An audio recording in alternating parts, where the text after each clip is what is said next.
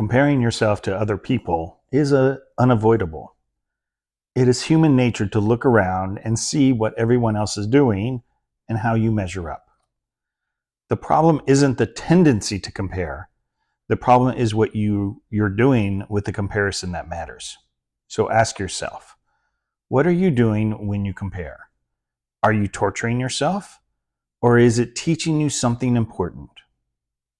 The fact is, there are two different types of comparison that people engage in: torture or teacher.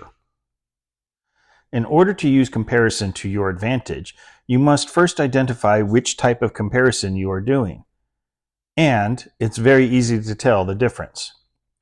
The first type of comparison is torture. This is when you find yourself obsessed over, caught up in, or beating yourself up over something that you'll never be able to change. Comparison feels like torture when you're focused on fixed attributes of someone else's life.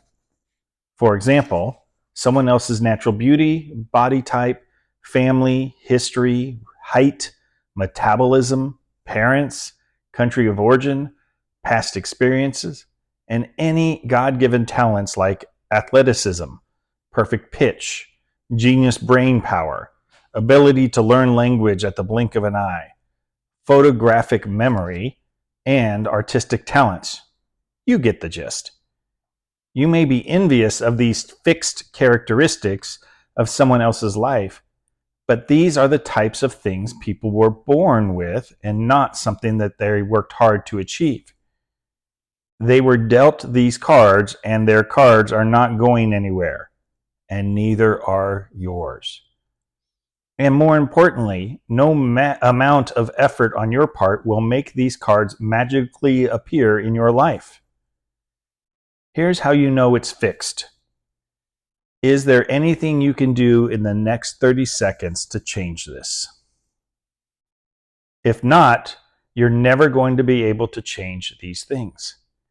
It's critical that you understand the difference between things you can and cannot change, because comparing yourself to someone or some aspect of their life that you cannot change, no matter how much you try, is just torturing you.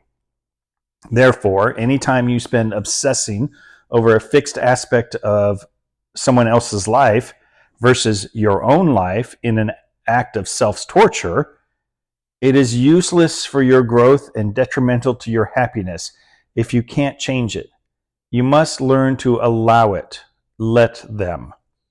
This is not easy to do. I have watched our oldest daughter, Sawyer, engage in the first type of comparison and torture herself for years.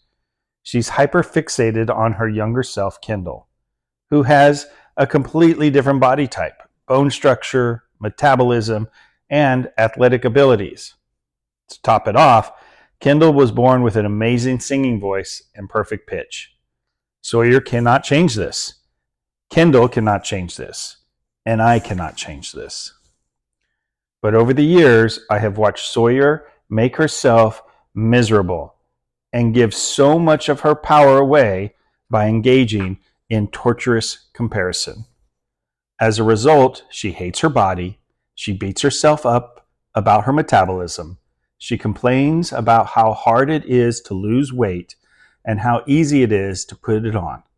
She made it clear how unfair it is that Kendall can fit into her clothes, but she can't fit into Kendall's. And you know what? She's right. It's not fair. And no amount of exercise or supplements or singing lessons will ever even the score that Sawyer is keeping in her mind. Kendall is winning and Sawyer is losing. This is what psychologists call upward comparison. Upward comparison is this tendency to measure yourself against people and their attributes that you think are better than yours. Research shows it destroys your self-esteem. You can rarely engage in downward comparison, which is looking around and seeing how much better off are you than the majority of people in the world. According to the UN, 1 in 4 people do not have access to clean drinking water. The truth is, If you have running water, electricity, and the time to read this book, you're doing better than most people.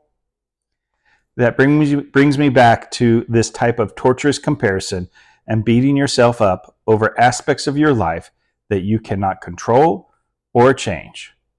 I've watched with so much sadness in my heart at how miserable Sawyer makes herself, and I can't save her. I can't stop her from engaging in the kind of comparison, and no amount of compliment or reassuring is going to change her behavior. She must choose to change this for herself.